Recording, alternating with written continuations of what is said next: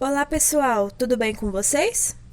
Nós somos da Escola Porcina Elisa de Almeida, do programa Escola da Família em Araçatuba. Nós viemos trazer um vídeo super bacana para vocês. Que tal aprendermos sobre um pouquinho mais da vida de Tiradentes? Vamos lá?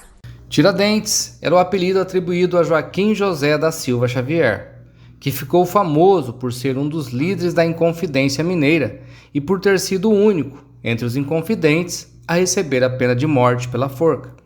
Nascido em 12 de novembro de 1746, na então capitania de Minas Gerais, durante o Brasil colonial, Joaquim José desempenhou várias profissões, entre elas estava de dentista amador.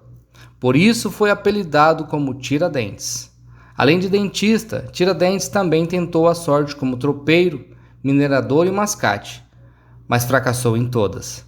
A única profissão que lhe rendeu estabilidade foi o posto de alferes, patente abaixo da de tenente da Cavalaria de Dragões Reais de Minas, a força militar atuante na capitania de Minas Gerais e subordinado à coroa portuguesa.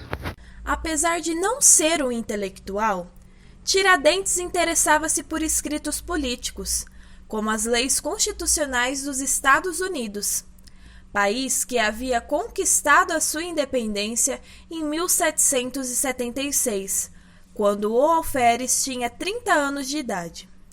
Os interesses políticos de Joaquim José da Silva Xavier aos poucos foram se divergindo dos interesses de outros habitantes de Vila Rica, que era o centro da atividade mineradora do Brasil na época.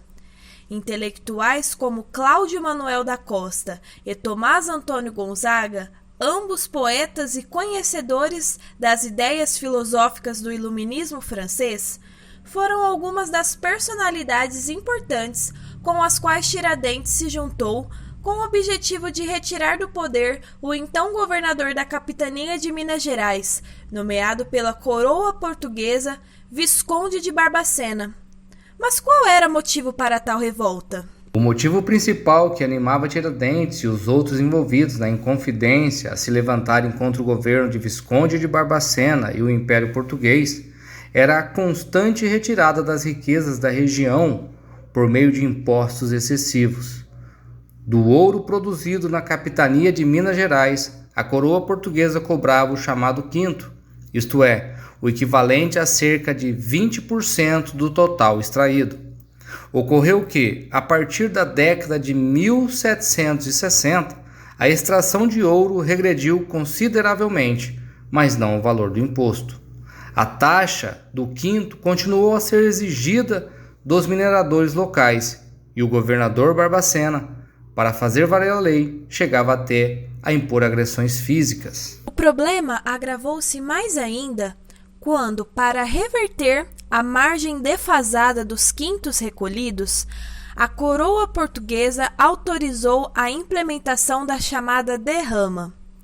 A derrama obrigava os mineradores a cobrirem com suas posses, isto é, tudo aquilo que lhes pertencia como objeto de valor, o que faltava na quantia do quinto. Isso significava que o rombo provocado no pagamento do imposto à coroa, resultante do declínio da mineração, acabou tendo que ser pago com outras formas de obtenção de dinheiro, como pedágios cobrados sobre o uso das estradas, escravos, entre outros. Todos eram forçados a pagar a derrama. A conspiração dos Inconfidentes começou a ser preparada em 1788 para que as ações passassem a ser realizadas no ano seguinte. Tiradentes, por sua personalidade agitada, ficou conhecido como o mais radical dos Inconfidentes.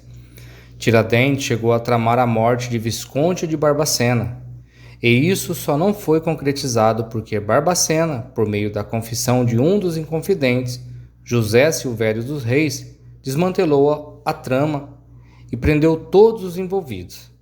Presos, muitos dos inconfidentes, temendo severas punições, não confessaram seus crimes. O único a fazê-lo foi Tiradentes, que por isso mesmo recebeu a pena mais dura em um processo transcorrido na cidade do Rio de Janeiro, que só teve fim em 21 de abril de 1792. Tiradentes foi enforcado, decapitado e esquartejado, para que os súditos da coroa nunca se esquecessem da lição. A cabeça de Tiradentes foi encravada numa estaca e exposta em praça pública, em Vila Rica, e os seus membros espalhados pela estrada que levava ao Rio de Janeiro. Vale notar que tanto no período imperial quanto no período republicano, a imagem de Tiradentes passou a ser tomada como um ícone da liberdade e da independência do Brasil, como um herói da nação. Essa imagem foi constantemente reforçada por pinturas e monumentos, como a instalação do primeiro monumento dedicado a ele na cidade de Ouro Preto em 1867. No ano de 1965, o Marechal Castelo Branco, então presidente da República, contribuiu para o reforço dessa imagem de Tiradentes, sancionando a Lei nº 4.897, de 9 de dezembro, que instituía o dia 21 de abril como feriado nacional e Tiradentes como oficialmente patrono da nação brasileira. Por hoje é só, pessoal. Espero que tenha gostado. Até a próxima.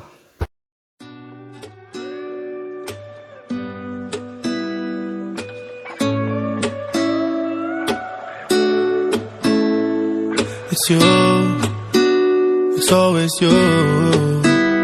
If I'm ever gonna fall in love, I know it's gonna be you. It's you, it's always you.